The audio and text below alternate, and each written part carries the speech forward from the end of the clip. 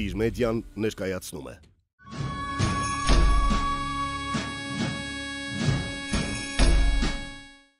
Մենք ամենից շատ ինչ բառ ենք օգտագործում։ Ամենից շատ յուրաքանչյուր չկա այդպես մարդ որ չի օգտագործում։ Հենց որ դժվարանում ես ինչ ես ասում։ Ասա, հլավ, անկախ քեզանից ասա, ինչ ես ասում։ Բաբար։ Ինչ ես ասում։ Բան, հա։ Խոսք էլ հա։ Ինչու ենք մենք ավելի շատ բանը օգտագործում։ Դե որ ասում եմ բանը սա չէ եղեի սկզբանը։ Հիմա այդ բանը ինչ է։ Խոսք էլի, ոնց որ միտք էլի, հա։ Հիմա որ դու ասում ես իրավաբան, ինչ նկատի ունես։ Իրավունքից գիտակ մարդ էլի։ Գիտակ բան, այսինքն գիտելիք էլի, հա, բան գիտել։ Եթե ասում ես Հա, հիմա սենց է կարա սկսի էլի։ Հաղորդումը։ Հիմա ասում ես այս բանը արա։ Ասում ես այս խոսքը արա։ Չէ, գործն արա, հա։ Կա այդ ձևի խնդիր բանի մեջ, ինքը խոսքն է կարևոր թե գործը։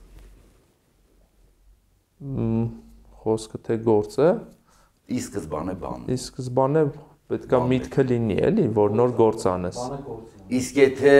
այդ գործն ու խոսքը նույնն է, եթե ես մի բան ասում եմ, ուրեմն այդ նույն բանը անում եմ։ Հայության հիմքը, այդ անմիջապես կարելի է տարանջատել, ովքեր են հայ, ովքեր հայ չեն։ Այն անձը, որը գնահատում է, որ բանը եւ խոսք է եւ գործ եւ բանը ասելուց բանը պետք է անել, ուրեմն նա հայ է։ Հարցիդ պատասխանը շատ հեշտ է դրված։ Նա ով որ ասում է մի բան անում է մեկ այլ բան, հայ չի, որովհետեւ ի սկզբանե բանն էր, իրեն չի վերաբերում։ Բարև ձեզ, հարգելի դիտողներ, այսօր Տիժ մեդիայի հիմք հաղորդումը սկսում ենք պարոն Հարություն Բաղդասարյանի հետ։ Պարոն Բաղդասարյանը փաստաբան է։ Բարև ձեզ, պարոն Բաղդասարյան։ Շնորհակալություն, որ հյուրընկալվել եք հիմք հաղորդմանը։ Ես եմ շնորհակալ։ Այսօր ձեր երկրորդ հաղորդումն է լինելու մեզ մոտ։ Հիշում ենք առաջին հաղորդման ժամանակ դուք մի հետաքրքիր միտք հնչեցրեցիք, ինչի հետ դժվար է չհամաձայնել, որ գաղութում չի կարող լինել հեղափոխություն, գաղութում կարող է լինել ազգային ազատագրական պայքար եւ միայն ազգային ազատագրական պայքարի հաղթական ընթացքից հետո, հաղթանակից հետո կարող ենք ձևավորել պետություն, նոր խոսել դասական երևույթների մասին, հեղափոխության, ընտրությունների եւ այլն։ Այժմ մենք այսօր կզրուցենք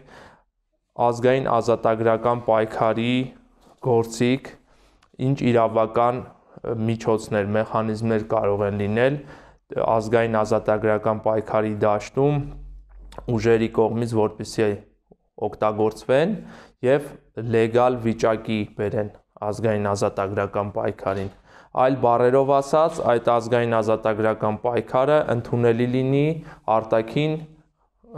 ուժերի կողմից եւ արտաքին խաղացողների կողմից հարաբերվելու արդեն հիմքեր ստեղծվեն։ Խնդրեմ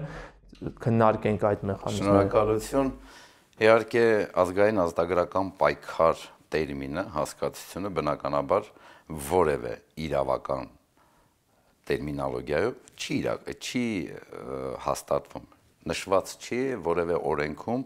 այդպիսի հասկացություն։ Ազգային ազատագրական պայքարը ավելի շատ քաղաքական երևույթ է եւ անհրաժեշտ է իրականացնել որոշակի գործողություններ, որպեսզի ազգային ազատագրական պայքարի արդյունքում ձևավորվի, ինչպես դուք արդեն ասացիք, այն պետությունը, որին որ մենք ձգտում կամ երազում ենք։ Սակայն այսօրվա ստեղծված իրավիճակում նույնպես հնարավոր է միսու արյուն տալ ազգային ազատագրական պայքարին, առավել ևս, եթե այսօր սահմանադրության երկրորդ հոդվածով նախատեսված է, որ Հայաստանում իշխանությունը պատկանում է ժողովրդին։ Հայաստանում ըստ էության սահմանադրությունը ամբողջապես ոտնահարված է, որովհետև սահմանադրության հենց առաջին հոդվածը Հայաստանի Հանրապետությունը ինքնիշխան, ժողովրդավարական, սոցիալական, իրավական պետություն է, ուրեմն այս բաղադրիչներից որևէ մեկը չի գործում։ Հայաստան ինքնիշխան պետություն չէ, որովհետև Հայաստանին թելադրում են դրսից եւ Հայաստանը իրականացնում է ոչ իր շահերին բնորոշ գործողություններ։ Հայաստանը ժողովրդավարական պետություն չէ, որովհետև հակառակ դեպքում նմանատիպ հաղորդումներ կարող էր տրամադրել Հայաստանի պետական կամ այլ հեռուստաընկերություններ։ Հայաստանը սոցիալական պետություն չէ, որովհետև Հայաստանում չքավորների թիվը կազմում է 45%, իսկ աղքատների թիվը 25% եւ պետության տված նպաստը կամ թոշակը նույնիսկ մինիմումին չի հերիքում, պաշտոնական նվազագույնին չի հասնում։ Հայաստանը իրավական պետություն չէ, որովհետև Հայաստանի անունից պայմանագրեր եթե նույնիսկ կնքում են, Հայաստանի Հանրապետության իշխանություններից մի մասը տեղյակ նույնիսկ չի լինում։ Եթե ասենք, որ պրեզիդենտն ասեց, որ ես նույնիսկ նոյեմբերի 9-ի ստորագրության մասին տեղյակ եմ եղել մամուլից։ Այսինքն, այն ընթացակարգը, որ պայմանագրերը, որ պետք է անցնեի Սահմանադրական դատարանով, ազգային ժողովով, նախագահի ստորագրությամբ, այդ ընթացակարգը չի արված, բայց Հայաստանի տարածքները տրված են թշնամուն։ Ուրեմն 4 ատրիբուտներից որևէ մեկը Հայաստանում չի գործում, այս պարագաներում ինչ է մնում Հայաստանի քաղաքացուն անելու։ Այո, բարձրացնել ազգային ազատագրական պայքար։ Դուք նշեցիք, որ ես ասել եմ, որ Հայաստանում դասական առումով հեղափոխություն չի կարող լինել, իր բնորոշմամբ հեղափոխություն, քանի որ Հայաստանում որպես այդպիսին դասակարգեր գոյություն չունեն, իսկ հեղափոխությունները բնորոշ են դասակարգային պայքարին։ Հայաստանը պետք է կարողանա ազատագրվել իրեն պարտադրված լծից։ Դա կարող է լինել թուրքական լուծ, կարող է լինել ռուսական լուծ, կարող է լինել այլ երկրի լուծ։ Սա որևէ էական չի։ Էականը ինչպես ազատագրվել։ Հիմա դուք իմ առաջ այդ հարցն եք բարձրացնում, արդյոք իրավական ճանապարհով հնարավոր է։ Ես չի ասի, թե աշխարհի երկրները բոլորը իրավական ճանապարհով ձևավորված պետություններ են։ Շատ երկրներ, այո, այդ թվում նաև անգլոսաքսոնական համակարգից դուրս եկած պետությունները, այո, ազգային ազատագրական պայքարի արդյունքում են իրենք ստեղծել իրենց պետությունը։ Հիմա ինչպես անենք, որ այդ ամենը եւ իրավական հարթության մեջ լինի եւ քաղաքը եւ անկալելի լինի օտարերկրյա խաղացողների համար։ Ես ձեզ բերեմ մի օրինակ 40-ական թվականների անցյալ դարի, երբ գերմանացիները գրավեցին Փարիզը, ֆրանսիական կառավարությունը գնաց Վիշի, Փարիզը թողեց եւ Պետեն այնտեղ շարունակում էր իր գործունեությունը, սակայն Շարլ դը Գոլը չհամաձայնվեց Պետենի կառավարության հետ եւ դուրս եկավ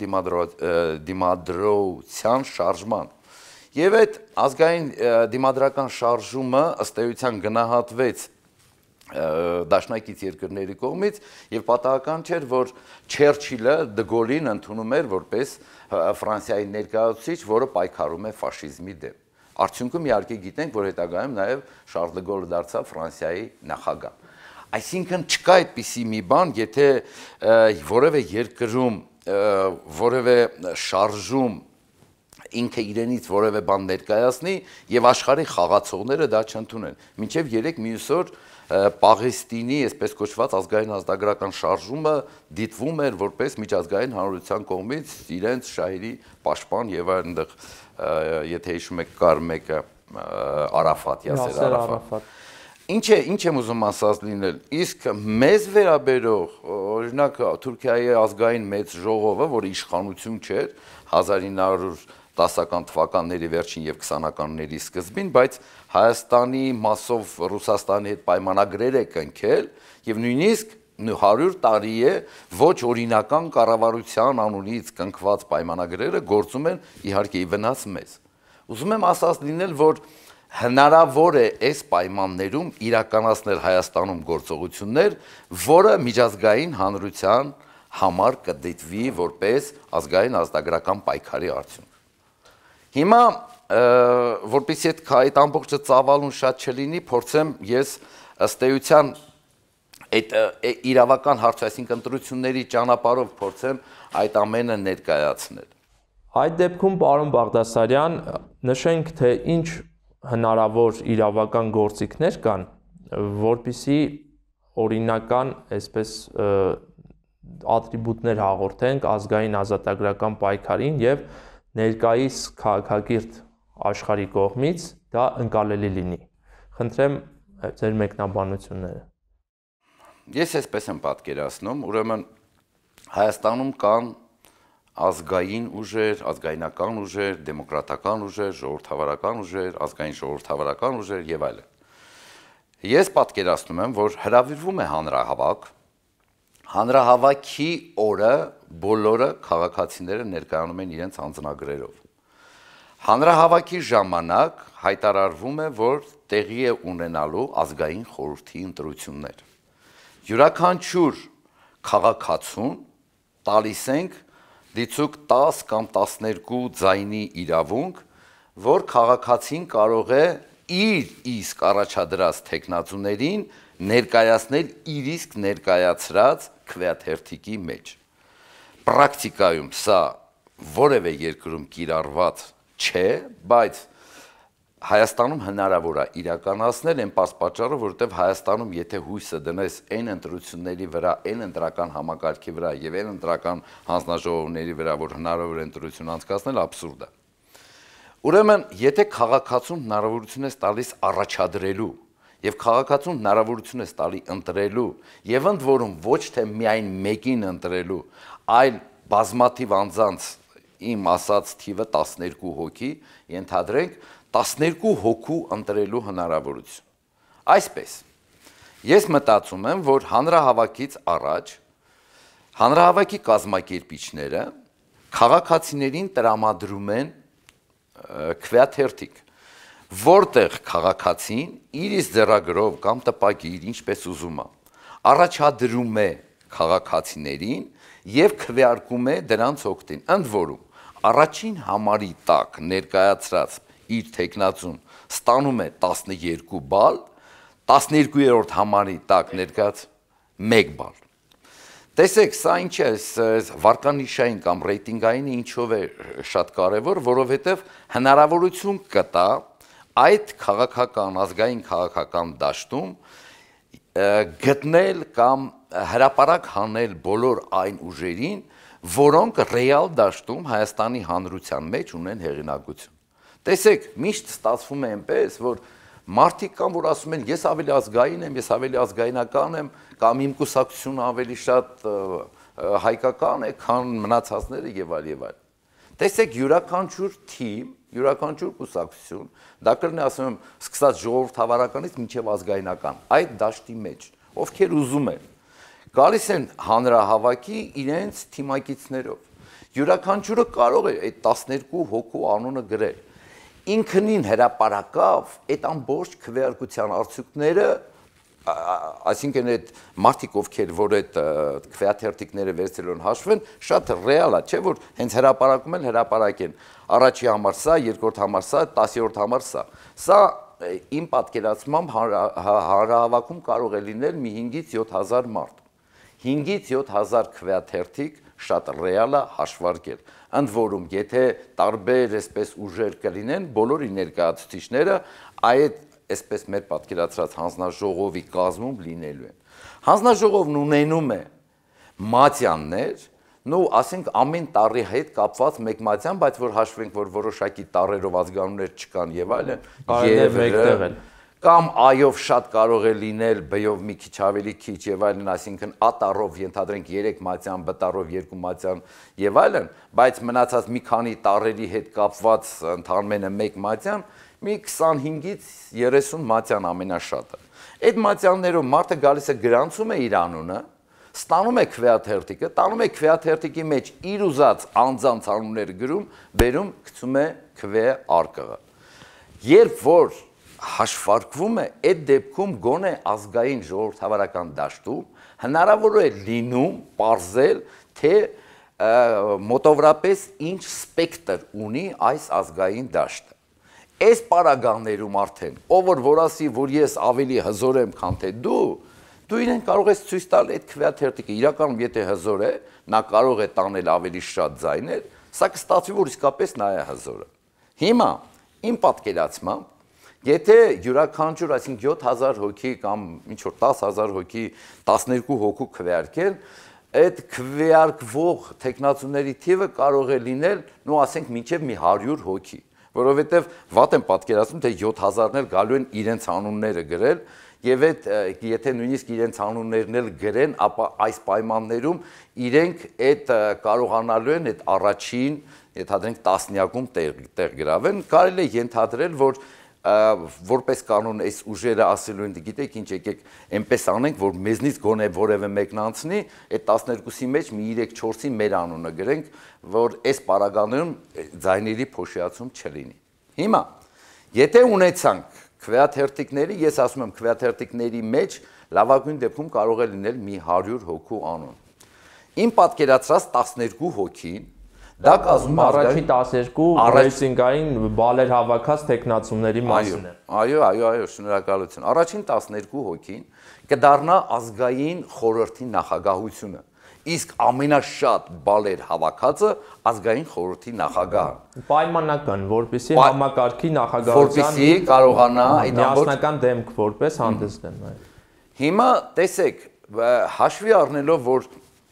10-12 հոգին իրենց ազգային խորհուրդ հռչակել մի քիչ դժվար է, տեսականորեն էլ դժվար է, առաջարկում եմ յուրաքանչյուր մեկ ազգային խորհրդի նախագահության անդամին, այսպես չասենք կցել, բայց եւս ամեն մեկը բազմապատկած 3-ով, այսինքն եւս 36 հոգի, որոնք կազմեն խորհրդարան, այսինքն բուն ազգային խորհուրդը, այսինքն նրանք,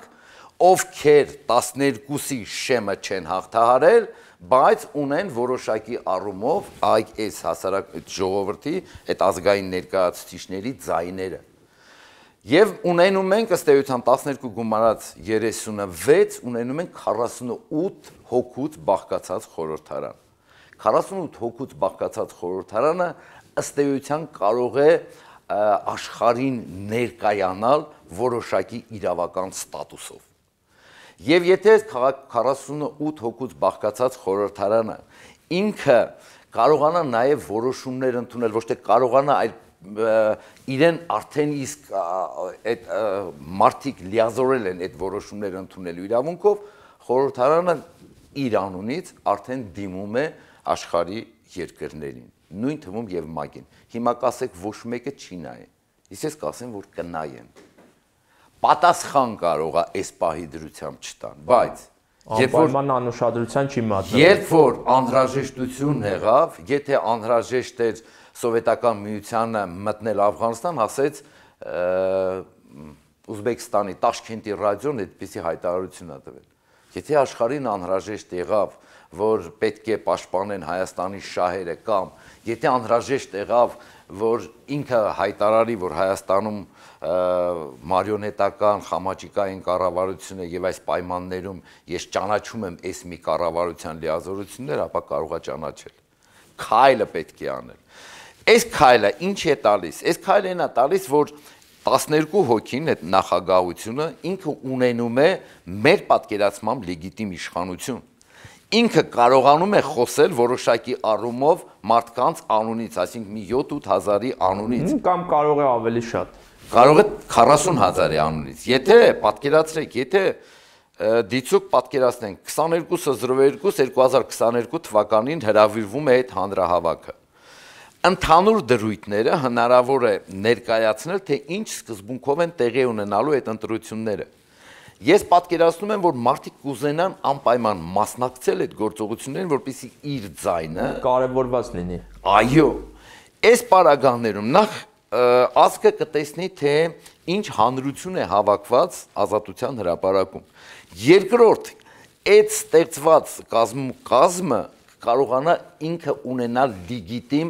հրամաններ կամ որոշումներ արձակելու, գուցե նաև օրենքներ արձակելու իրավունք։ Այն պարագաներում, երբ որ հնարավոր է այսօրվա գործող իշխանությունը այս մարդկանց ասի, քանի որ դուք 300 կամ 301 հոդվածներով պետական իշխանություն եք յուրացրել կամ կոչեր եք արել այս պարագաներում, սա շատ հնարավոր է, որ 7000 հոգիներ, ասում են, կամ 10000 հոգին ովքեր որ կան, իրենք ստորագրում են, ասում են ախպեր, եթե մյուսներին կդատեք, ինձ էլ դատեք, ես եմ իրենց ընտրել, Այսինքն պետական իշխանության յուրացումը ըստ էության իզնից է գալի, բայց ես պատասխանում եմ ինչու եմ ես այդ գործողությունը սահմանադրորեն ինձ է պատկանում այդ իշխանությունը։ Եվ դու ինչ ես արել, դու ուզուրպացրել ես այդ իշխանությունը։ Եվ ես քեզ հիմնավորում եմ։ Եվ ես վատ եմ պատկերացնում, թե Հայաստանի քննչական համակարգը 7000 հոգու կտանի մեղադրանք կառաջադրի։ Ճիշտ է, այսօրվա դրությամբ այնտեղ տարբեր տվյալներ կան 266 հոգու մեղադրանք են առաջադրել, նո կամ քրեական գործեր են հարուցել իշխանության այս ինչի հասցեին, ինչ որ ծանր հայհոյախառն արտահայտություններ անելու։ Բայց ընդ որում նույնիսկ դատարանագործը մտել, ինչ որ մեկին տուգանել են, բայց այս պարագաներում 5000 հոգու կանչել քննչական մարմին ռեալ դաշտում էր հնարավոր կպարալիզացվի ամբողջ քննչական դատախազական համակարգը։ Այստեղ արդեն ժողովուրդը, այդ կամ այդ ժողովրդի այդ մասը, պարզ հասկանում է ինքը իշխանություն կրող է։ Ինքը ոչ միայն իշխանության կրող է, այլև իշխանությունը տվել է մարդկանց, ովքեր իրենց անունից գործողություններ են կատարել, եւ այդ մարդիկ ունենում են լեգիտիմության ավելի բարձր շեմ։ Այն ժամանակ, երբ որ Միացյալ Նահանգների դեսպանը, որ ուզենա հանդիպելու, հա պաշտոնապես կհանդիպի այս ինչ մարդկանց հետ։ Տեսեք, կոնկրետ օրինակ եմ բերում։ Երեք Մուստաֆա Ջիմիլյովը, Ղրիմի թաթարների առաջնորդը, Կիևում հանդիպել է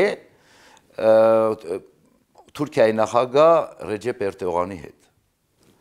Այսինքն ստատուս ունի Մուստաֆա Ջիմիլյովը, ճիշտ է, մի 7 անգամ նստել է սովետական հասարականի պետության ժամանակ եւ այլն, բայց անկախ այդ ամենից նա այսօր ներկայացնում է Ղրիմի թաթարների ազգային այդ ուժի կերտվածք, իդեպ նրան առաջադրել են Նոբելյան մրցանակի։ Ինչ եմ ուզում ասած լինել, եթե վաղը Հայաստանում կարողացանք մենք ձևավորել մեր պատկերացրած ազգային իշխանությունը, այդ իշխանությունը, եթե որևէ մեկ երկիր չուզենա այսպես ճանաչել, ապա մեկ այլ երկրներ ի հակադրություն այս չճանաչող երկրի կճանաչի։ Սա այն ճանապարհն է, որ այսօրվա դրությամբ իշխանությունը հնարավորություն չի տվել Հայաստանի քաղաքացիներին այլ կերպ վարվելու։ Ինքն է ստիպում այս ծայրահեղ միջոցների գնալու, եթե Հայաստանում երբևէ ընտրություններ լիներ, գուցե այդպես չլիներ։ Ցավալի է, բայց Հայաստանում այսօր չկա որպես այդպիսին ընդդիմություն։ Հայաստանի խորհրդարանը 100%-ով ոչ հայկական խորհրդարան է։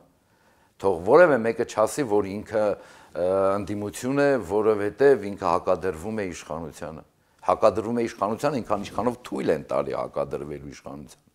Ինքը չի հակադրվում իշխանությանը Հայաստան պետությունը վերականգնելու հարցում։ Չկա որևէ մեկը, որ ասի նոյեմբերի 9-ի հայտարարությունը իրավական ակտ չէր եւ պետք է այս հայտարարության այս կետերի դեմ պայքարել կամ ընդհանրապես հայտարարությունը որպես իրավական ակտ պետք է քննարկել։ Ես ինչի եմ նոյեմբերի 9-ը հիմա շեշտադրում, որովհետեւ հիմա աշխարհը շատ հնարավոր է, որ 94 թվականի Միացյալ Նահանգներ, Բրիտանիա, Ռուսաստան, Ուկրաինա մեմորանդումը Բուդապեշտի վերհանի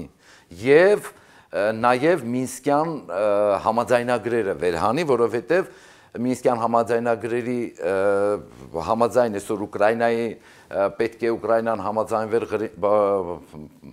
Դոնբասի տարածքում եւ այլ գործողություններ Ուկրաինան չի անում եւ Ռուսաստան ասում է տեսեք չի համաձայնում, բայց նույնիսկ այսօր աշխարհն էլ ասում է, բայց Ռուսաստան դու շատ հարցերում պարտավորություններ ես վերցրել, չես արել։ Իդեպ այսօր ուկրաինացիներն ասում են, որ Մինսկյան մեմորանդումը, որը գրվել է Կրեմլում, իսկ նոյեմբերի 9-ի թղթի վերաբերյալ Պուտինը շատ հետաքրքիր մի բան ասեց, ասել, «Чё мне там прочитать, это я же написал»։ Այսինքն ինքն է գրել այդ ամենը եւ այսօր Ուկրաինան էլ է ասում, սա Կրեմլում է գրվել, իսկ այն ինչ ասում է գրված է Կրեմլում, դա կապիտուլյացիա է։ Սա արդեն ուկրաինացիներն են ասում։ Ուրեմն, այսինքն Կրեմլի են գործողությունները, որը նույնն է Հայաստանում, նույնն է Ուկրաինայում կամ այսօր աշխարհը դրել է այդ այս նման գործողությունները վերհանելու քաղաքականություն։ Սա Ուկրաինայի դաշտում երևում է 8500 զինվոր Ուկրաինա ուղարկել եւ 85 տոննա զենք ուղարկելը, իդեպ այդ զենքը հենց այնպես պաշտպանողական զենք չի։ Սա էլ թողնենք, այսպես ասած, ռազմական մտածողներին։ Ուզում ասացնել, որ այսօր աշխարհը մի քիչ այլ կերպ է նայում այս ամենին, անկախ նրանից, թե այս պայմանագրերը ինչ ճանապարհով են կնքվել։ Այլ խոսքով ասած, պարոն Բաղդասարյան, որքանով ես կարողացա ընկալել ձեր բացատրությունը, այսօր փաստորեն ստեղծվել է արտաքին հարաբերություններում եւ մեր տարածաշրջանում Ռուսաստանի այսպես գործունեության հետ կապված մի վիճակ, որտեղ շատ լավ հնարավորություն է բացվել, որպեսզի Հայաստանում ազգային ազատագրական պայքար մղող որևէ կազմակերպված ուժ կարողանա այս իրավիճակում ճիշտ կողմնորոշվել եւ լեգալ մեխանիզմ ներդնելով կարողանա հարաբերվել արտաքին կարևոր խաղացողների, մասնավորապես Միացյալ Նահանգների հետ, իր ձեռքին ունենալով արդեն փաստացի հրապարակային ժողովրդավար միջոցներով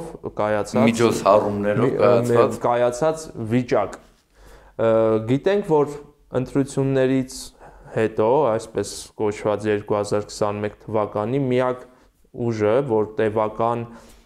հանրահավաքային հրապարակային պայքարով ցանկանում էր ժողովրդին մոբիլիզացնել եւ այս հունտ անել ապագաղութացման, դա ազգային ժողովրդավարական բևեռն է եղել, մնացած ուժերը նույնպես արել են հանրահավաքներ նախընտրական ընտրությունների հաջորդած օրերին, բայց տևական եւ այսպես ապագաղութացման ինքնիշխան Հայաստան ստեղծելու նպատակ չեն ունեցել, տարբեր նպատակներ, ոմանք անձամբ Փաշինյանին էին ուզում փոխարինել մեկ ուրիշով, ոմանք ինչ-որ թուղթ էին ուզում տեսնել, ինչ թուղթ է պատրաստվում ստորագրել մեկ տարին, որ լրացել էր, նոյեմբերի 9-ի եւ այլն։ Հիմա փաստորեն այս միջոցով ազգային դաշտում, ինչպես դուք ասացիք, իրենց գտնող ուժերը հնարավորություն կունենան կարևոր քայլ անել եւ կարևոր մեխանիզմից օգտվելով լեգիտիմություն ստանալ, իսկ ինչպես ենք բացառելու, այստեղ հարց է ծագում, այլ խորամանկ ուժերի ներթափանցումը այս դաշտ կամ ասենք իրենց կողմից նույնպես օգտագործելը այս կարևոր գաղափարը, ինչ գործիքներ կան կամ ինչպես ենք մենք ենթադրում, որ նրանք չեն մասնակցի, այսինքն ինչ է չեն դուրս գա ազգային ազատագրական պայքարի։ Շնորհակալություն հարցի համար, շատ կարևոր է, եթե որևէ ուժ կփորձի ինքը մտնել ազգային դաշտ, ինքը անպայման խնդիր է ունենալու այն ուժերի հետ, որոնք իրեն կստիպեն այստեղ այդ դաշտ մտնելը։ Հիմա փորձեմ ավելի հրապարակը։ Ընդունենք Հայաստանի մի շարք կուսակցություններ, որոնք իրենց նույնպես այդպես ազգային են համարել, ուզում են մասնակցել։ Ուրեմն նրանք անպայման պետք է իրենց համախոհներին բերել ազատության հրապարակ։ Հիմա նայեք, այսօրվա այս մեդիայի պայմաններում,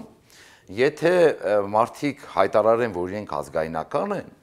անպայման մեր այն բարեկամ երկրները այս իրենց նկարելու են օպերայում եւ տանելու են ցույց տան, ասենք, տեսեք, այս մարդիկ բա դուք ասում եք մեր բարեկամներ են, սրանք նացիոնալիստներ են։ Հարց. Արդյոք այդ ուժերը կուզենան իրենց պապանների մոտ երևալ, որ իրենք նացիոնալիստ են, որովհետև այնտեղ ներկայացնելու են որպես նացիոնալիստ։ Սա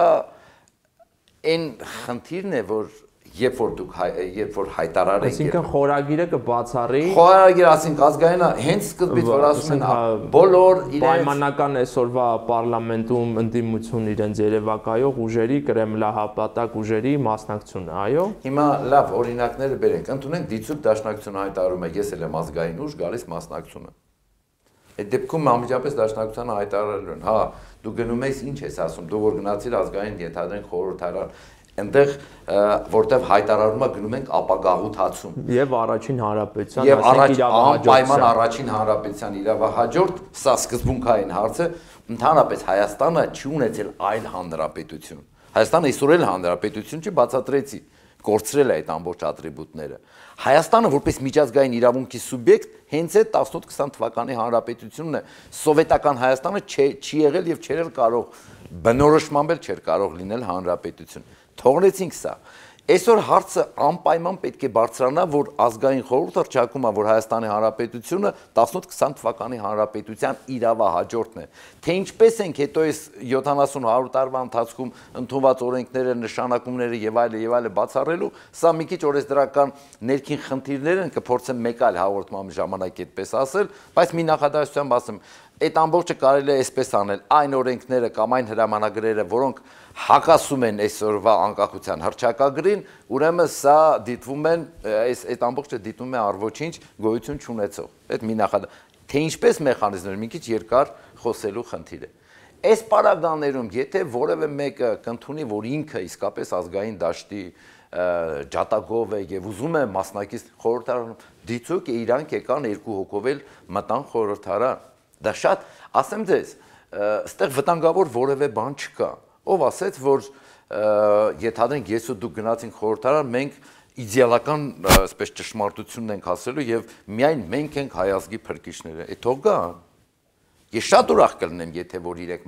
առավել եւս եթե այդ 36 հոգու մեջ խորհրդարան որպես այդպեսին այդ հարցերը բարձրանալու են, թող լինեն այդ դեպատները։ Ինքնին ցանկացած դեպատ ճիշտ է, անպայման ուղղությունները տեսնելու ենք, որ այդ տանում է դեպի ուրիշ տեղ, բայց համենայն դեպս այդտեղ որոշումներ ընդունելու ժամանակ ինքնին ենթադրվում է, հակառակ դեպքում եթե որոշումները չգիտեմ ինչական որոշումներ պետք է լինեն, այդ դեպքում մեկը մյուսին հարց կտա, բայց որտեղ մնաց այդ ազգային խորհուրդը։ Շատ ավելի լավ կլինի, եթե իրենք ընդգրկված լինեն, ես հակառակ մտածում եմ չեն գա, որը ցավալի է որ չեն գա, բայց շատ լավ կլինի որ գա։ Ինչպես օրինակ Ռուսաստանի դեսպանատան մոտ չեն գնում ցույց անեն, որ մարտի 16-ի Կարսի պայմանագիրը չեն ճանաչում կամ ճղեն Մոսկվայի պայմանագիրը, չէ։ Եթե նույնը նայենք, որ այդ ժամանակ Հայաստանի կառավարության ղեկավարը Հայ ազգային փրկության կոմիտեն Սիմոն Վրացյանն էր եւ Դաշնակցական կուսակցության ներկայացուցիչ էր, զարմանալի է, որ այդ գործողությունները այդ ժամանակ այսօրվա Դաշնակցությունը չի անում։ Ինչևէ, ես եմ մտքին եմ, որ չեն գա։ Այսինքն կարող ենք այստեղ շատ կարևոր մի բան արձանագրել, որ եթե ազգային խորհրդի նախագահությունը այդ օրը որ պետք է ընտրվի, ձևավորում է այն հիմնային չափորոշիչները, որի հանգույն պետք է ազգային ազատագրական պայքարը այս մեխանիզմը կիրառի, այս չափորոշիչների տակ եթե խիզախություն ունեն մտնելու եւ այդ չափորոշիչները պահպանելու, դա ասենք առաջին հանրապետության իրավահաջորդությունը ընդունելն է, դա իրավաքաղաքական գնահատական տալն է վերջին այս հետ սովետական տարիների մեր կառավարման վիճակին, դա լուստրացիան է, մյուս, այդ դեպքում նոր կարելի է գնալ այս քայլին եւ թող այլևս մեկը փորձի շեղվել, հրապարակայնորեն ժողովուրդն է կտեսնի, որ այս մարդիկ եկել են, բայց փորձում են սողոսկել եւ խորամանկությամբ զբաղվել եւ այստեղ շատ կարևոր է հետ կանչման ինչ որ մեխանիզմ կարող է ունենալ, այսինքն որոշակի տեխնացուի կարելի է նույն ձև այս խորհրդի միջոցով բարձրացնել իր լեգիտիմության հարցը, քանի որ շեղվել է հիմնարար չափորոշիչներից եւ այդ հետ կանչել կամ ասենք նույն մասնակից քաղաքացիները այսպես քվեարկեն եւ զրկեն այդ մարդուն, ուղարկեն համապատասխան սիրած գործով զբաղվի։ Շնորհակալություն։ Ուրեմն երկկանչման ինստիտուտը այսօր որ ընտրական համակարգից որ վերացել է, իդեպ ասեմ աշխարհում համարյա շատ քիչ է կիրառվում երկկանչման ինստիտուտ, բայց այստեղ աշխատում է։ Ուրեմն այսպես մենք ձեզ հետ միասին հաշվեցինք, որ 48 հոգի կազմում է ազգային խորհուրդը։ Ընդ որում տարբեր բալային բաներ ստացած։ Տարբեր չափակշիռներ ստացած։ Այստեղ կա եւ ընդհանուր դեմոկրատիայի համընդհանուր ժողովրդավարության սկզբունք, այսինքն յուրաքանչյուրը քվեարկում է իր ստացած ձայների հաշվին եւ կա ընդհանուր մեկ մասնակից մեկ ձայն։ Ես նկատի ունեմ այդ 48 հոգու մեջ։ Ընդ որում մեկ մասնակից մեկ ձայնը, եթե ինչ-որ միտեղ որոշումը չի ընդունվում, ապա երկրորդ ատրիբուտն է աշխատում, թե որ մասնակիցներից որոնք քանի ձայն ունեն, եւ այսինքն ընդհանուր իրենց ձայների գումարով է որոշումը ընդունվում։ Հիմա այստեղ շատ կարեւոր է, ով պետք է գտնի, որ իրականում ազգային խորհրդի անդամներից որևէ մեկը կամ երկուսը կամ 5-ը ընդհանուր գծից, այսինքն թռչակագծից դուրս են եկել։ Ես առաջարկում եմ եւս երկուսին ներգրավել ազգային խորհրդի կազմում, եւ դա այդպես կլինի 50 հոգի, ազգային խորհրդի կազմում կարող է լինել գլխավոր դատախազ եւ այսպես ասենք գլխավոր դատավոր։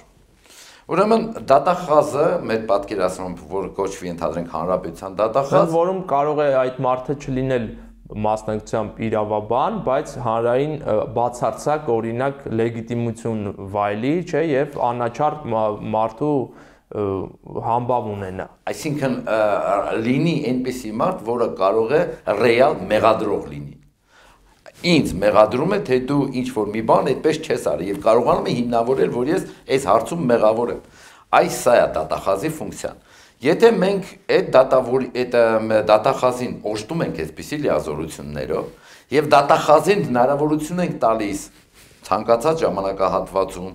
ուշադրություն դարձնել ազգային խորհրդի անդամների գործողություններին, ըստ էության դատախազ ունենում արդեն իր գրասենյակը եւ այդ գրասենյակի միջոցով պետական ատրիբուտները մենք կայացնում ենք։ Գրասենյակի միջոցով ասում եմ, ընկեր ազգային խորհուրդ, այս մարդիկ շեղվել են գծից, դրեք հարցը ազգային խորհրդում մանդատից զրկելու կամ հակառակը մանդատը հաստատելու առումով։ Ուրեմն սա դատախազի ֆունկցիան է։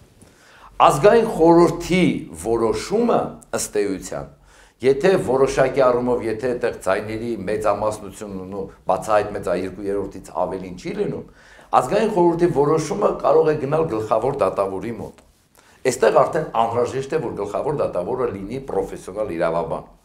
Այսինքն կարողանա գնահատել դատախազի բերած այն հիմքերը, որ ազգային խորհրդարանը քննարկեց, որոշեց եւ այլն, ըստ էության իրավունքի տեսանկյունից հիմնավոր է թե հիմնավոր չէ։ Դատավորը եթե տալիս է իր համաձայնությունը, պատգամավորին ազգային խորհրդի անդամին զրկում է մանդատի լիազորություններից։ Այսօրվա դրությամբ շատ հեշտ է, նրա տեղը գալիս է այն անձը, ով որը տարել է ավելի շատ ձայնով քվե։ Շատ հեշտությամբ է այդ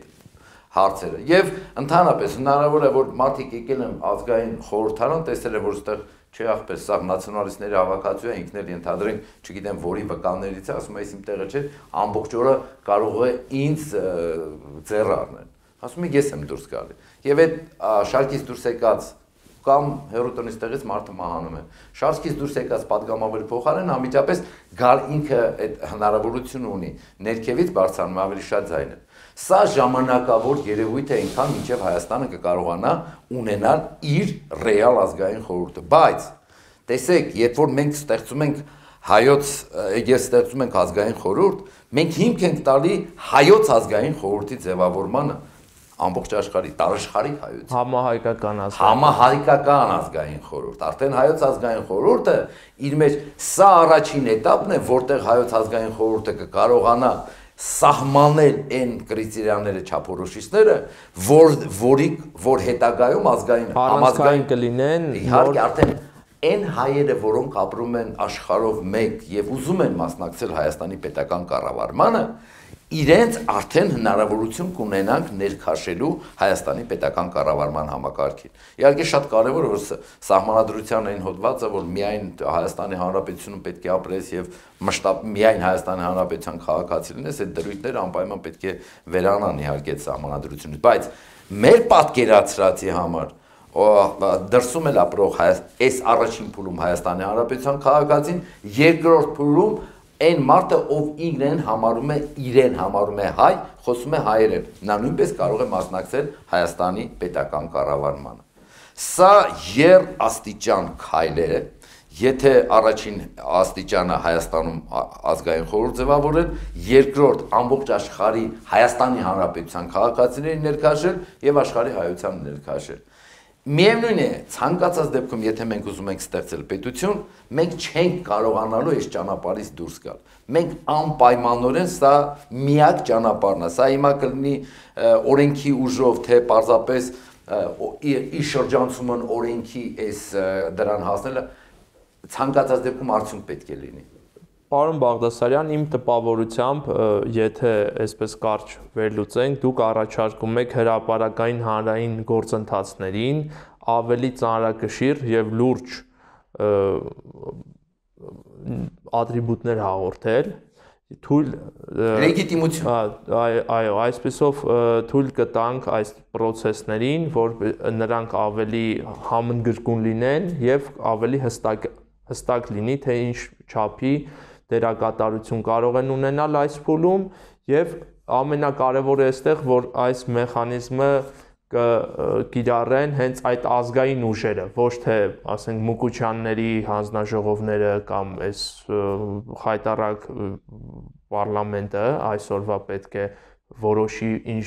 օր է կայանում ընտրությունը, ինչ չափով, ինչ քվոտաներով ոնց են կազմակերպում, այլ հենց ազգային ուժերը իրենց այսօր ունեցած մարդկային քաղաքացիական ռեսուրսներով այս գործընթացը իրականացնում են եւ օրինակը ունենում են, նաև հիմք են ունենում հստակ ասել, թե որքան լեգիտիմ են իրենք եւ որքան ազգային գաղափարախոսության հետևորդ է մասնակցել այս process-ներին։ Այս հարցը ես փորձել եմ նաև այլ իրավաբան շրջանակներից մարդկանց հետ քննարկել, նույնպես հավանություն է տրվել, ասեմ, որ հետարքի շատ մեխանիզմ է գնահատվել եւ ձեզ առաջարկում եմ հաջորդ հանդիպմանը այլ փաստաբանների, այլ իրավագետների, նույնպես իրավաբանների մենք հրավիրենք եւ այսպես հանրայնացման process տարվի, քաղաքական շրջանակները ավելի իրենց համար արդեն հեշտ կլինի, որպեսզի կարողանան վերջնական բյուրեղացնել այս միտքը ու գործունեության մեջ դնել։ Շնորհակալություն ձեզ այսօր այս հետաքրքիր զրույցի համար։ Եթե հաղորդման վերջում կուզեք ինչ-որ հատուկ միտք փոխանցել մեր դիտողին, խնդրեմ,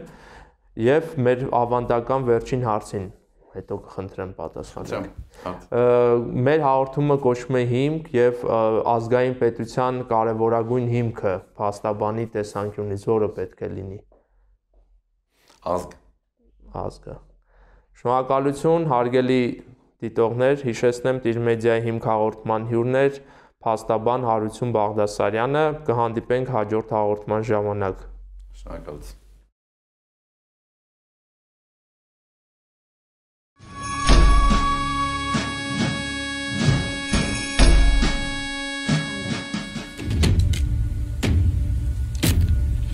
Բաժանորդագրվեք Տիր մեդիայի ալիքին։